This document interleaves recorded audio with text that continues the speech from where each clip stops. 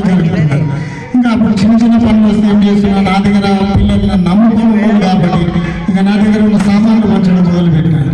ఇక సీడీలు కానీ లేకపోతే పనిముట్లు ఉంటాయి కదా, అవన్నీ మేసీలకు అందరికీ పనిచేసి అప్పుడు ఎక్కువ ఇక తిరగడం మొదలుపెట్టి ఇదే పని. ఇక లీడర్షిప్ చేయడం, ఇక పెంచడం, అల్ల పెట్టడం, ఇల్లు తిరగడం.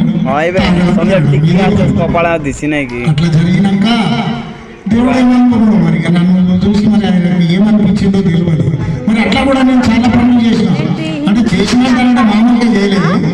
మరి భర్త చనిపోయిన వాళ్ళకు కనీసం లేదంటారంటే నేను విద్యానగర్ డివిజన్లో నేను ఒక్కొక్క రోజు 60-60 మందికి పింఛన్లు ఇప్పించిన, ఒక్కొక్క రోజు. అట్లా నేను దగ్గర ఒక 500 మందికి నేను మా డివిజన్లో పింఛన్లు ఇప్పించిన. అప్పట్లో 70 రూపాయల పింఛన్, ఇవాళ దగ్గర వాళ్ళకి మంచిగా 1000 వస్తున్నాయి. మరి నన్ను చూసి కూడా సంతోషపడతారు. ఇవాళ